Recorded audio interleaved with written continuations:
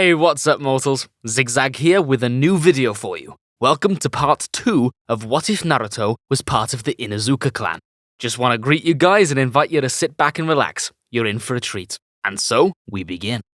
Naruto stared at the desk he was seated at, and as he fiddled with a stray pencil he found on the floor, he glanced at the clock for the 10th time in just as many minutes. He then proceeded to groan and sink into his chair, as he noted that the three of them have been waiting for over 2 hours for their new sensei to arrive. Once 5 more minutes passed, he got up and he started to rummage around the classroom, and he eventually procured an old chalkboard eraser. After he found it, he wedged it above the doorway and stepped back to look at his handiwork. Sasuke, who watched Naruto set up the small eraser trap, said, "A Jonin would never fall for such an obvious trap," as he rolled his eyes.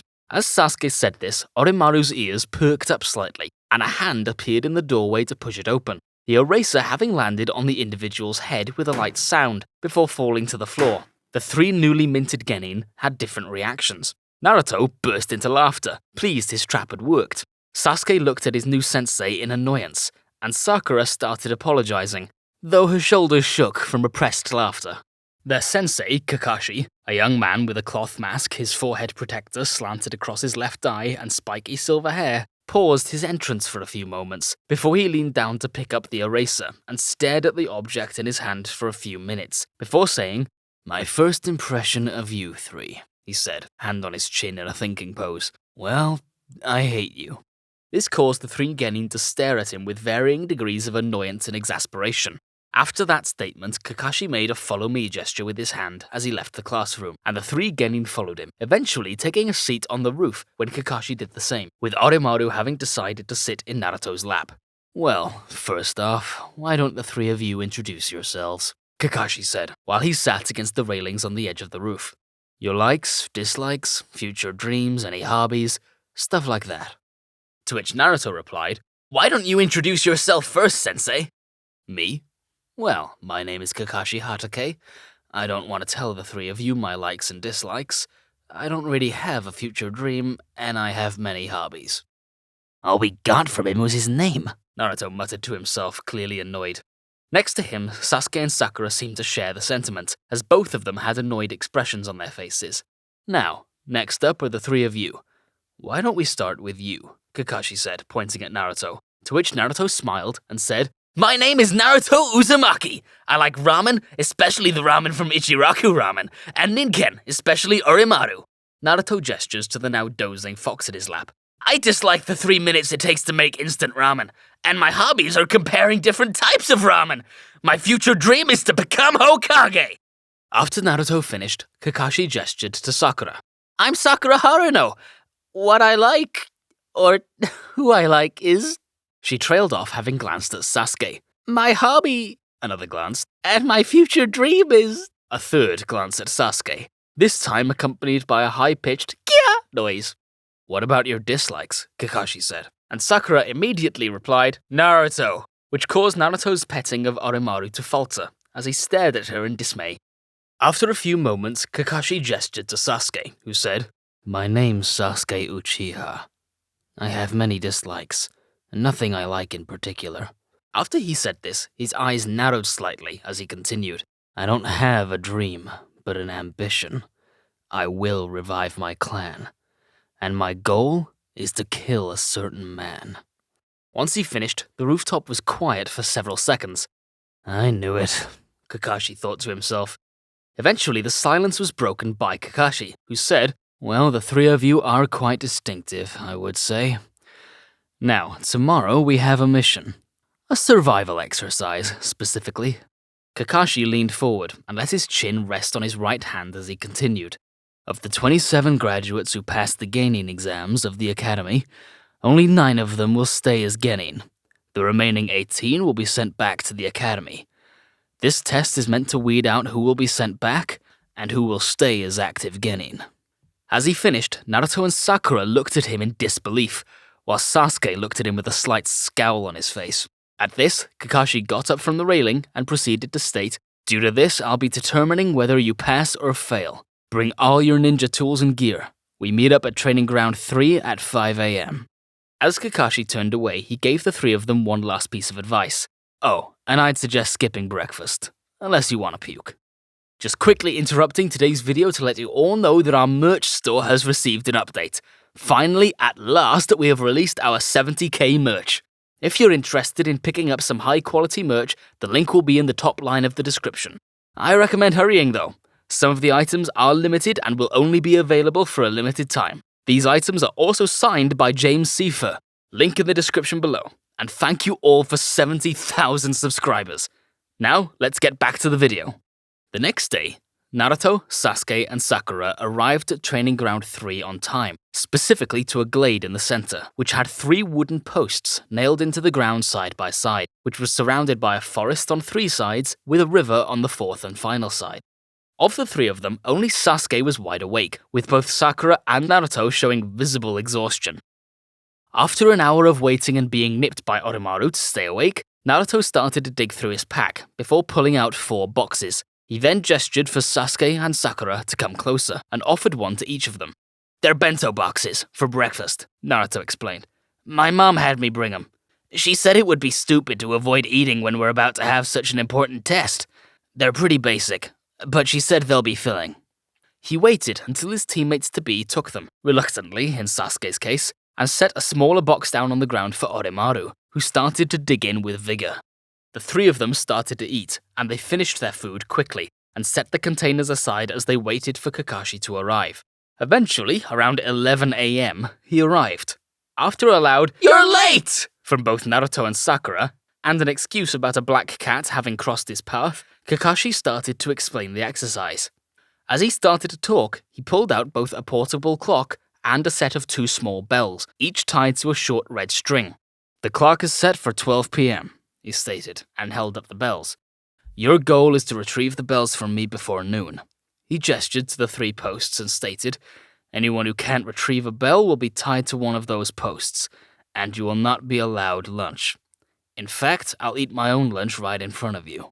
At this, the 3 genin looked at each other, and Sasuke's eyes narrowed slightly. "So that's why he wanted us to skip breakfast," he thought to himself. "He wanted us to be weaker from hunger." As those thoughts crossed his mind, he looked at Naruto, eyebrows furrowed. At the same time, Sakura spoke up and asked, "But if that's the case, why are there only 2 bells?" Kakashi smiled, though the only indication was his uncovered eye closing, and answered, "Since there are only 2 bells, it guarantees that at least 1 person will be tied to those logs. In addition, that person will be disqualified for failing their mission, and get sent back to the academy." At that, all 3 genin looked at him, a determined expression on each of their faces. It might be 1, or it could be all 3 of you. As Kakashi tied the bells to his hip, he said, "Oh, and you can use any tools, jutsus, or techniques that you know. You won't stand a chance unless you come after me with the intent to kill." After he finishes tying the bells to his waist, he looks at the 3 of them, each one ready to move as soon as Kakashi starts the exercise. I think I might be starting to like the 3 of you. Now, start." As he said this, all 3 of them leapt away, Naruto with Oromaru in his arms, to take cover in the forest. Well, it's good that all 3 of them can hide pretty well, Kakashi thought to himself. Let's see what those 3 decide to do. He proceeded to pull out a small book from his vest and started to read, having decided not to move for the time being. As this happened, Naruto moved through the forest as quietly as possible. "I don't get this test," he thought to himself. "It doesn't relate to teamwork at all. And Konoha is built around an emphasis on teamwork, and their 4-man teams Naruto stopped, his eyes widening, and made the hand seal for the Shadow Clone Jutsu, and created 2 clones and sent them to find Sasuke and Sakura, and bring them here. After several minutes, the clones re-emerged from the forest with Sasuke and Sakura in tow and dispelled. Naruto gestured for the 2 of them to come closer. As they did, reluctance and annoyance clear on both of their faces, he asked, "Do either of you remember anyone who mentioned anything about being sent back to the academy while the others in their team stayed as genin?" At this, both Sasuke and Sakura's brows furrowed slightly, and Sakura replied, voice hesitant, "I don't, actually. I heard people complain about their whole team being sent back, or their teammates having ruined things for them, but I can't think of anything else." Sasuke, his eyes narrowed in thought, suddenly replied, "It's a setup. It's meant to keep us fighting each other over who gets the bells.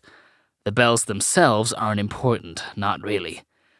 The true test is whether we can work together properly or not, even if failing risks us being sent back. Naruto nodded and replied, I know we don't really get along well, any of us, but for this, we'll need to work together. We'll also need to know what we're capable of. I can use the transformation technique and the substitution jutsu. I can also use the shadow clone jutsu, which are clones that are solid and can attack. I'm decent at taijutsu, and I have a ton of chakra.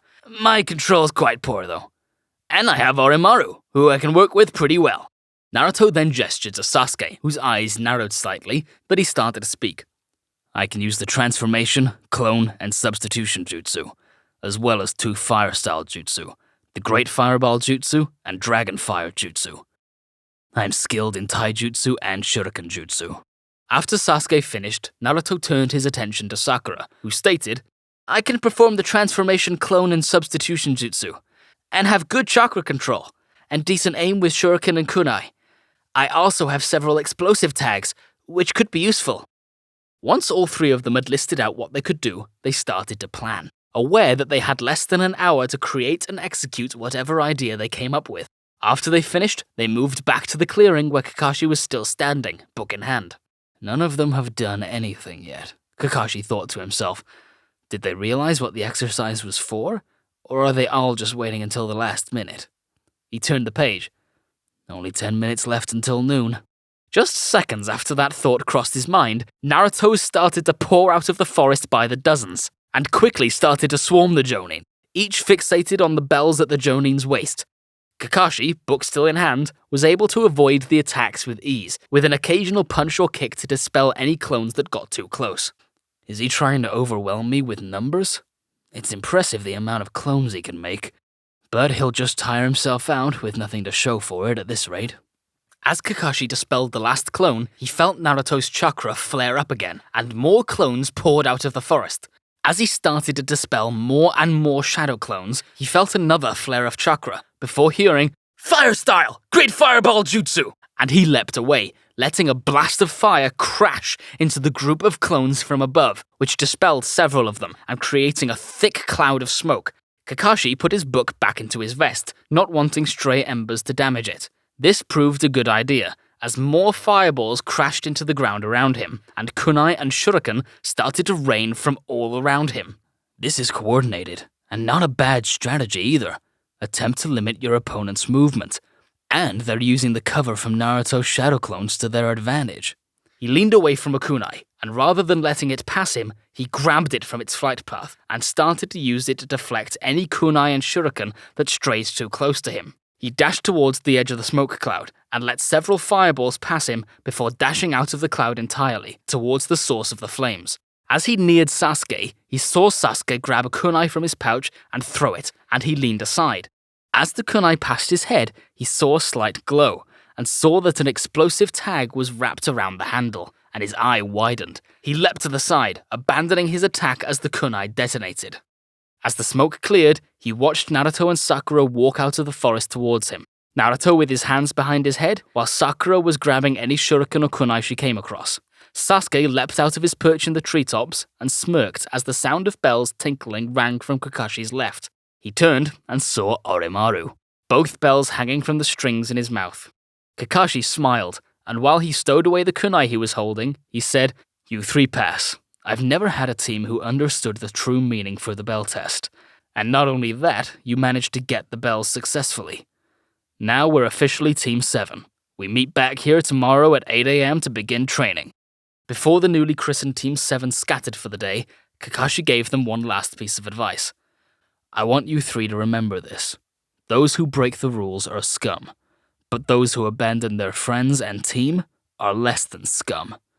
You 3 are the only team to abide by those orders. Kakashi turned towards Konoha. Now, let's go home. Thank you all for indulging yourselves in the story thus far. I hope you enjoyed it. Now there are a few more things that I'd like to go over before the video ends. First, if you're in the mood for some great storytelling, We the Celestials has got you covered. Our We the Celestials My Hero Academia and Naruto What If channels retell the story of their namesake animes with a twist. Check it out if you're interested. Secondly, on behalf of We the Celestials, I'd like to thank everyone involved in the production of today's awesome content. Their details can be found in the description below. Lastly, if you're interested in what we do here at We the Celestials, then I'd like to extend to you an invitation to join the team. The only caveat being that we only accept members from 16 years and up to join the crew. You can sign up for whichever category fulfills your interests by joining the recruitment Discord using the link in the description below. We're always looking for members to join us. Well, that's it from us for today's video, so thank you all for watching and have a great day.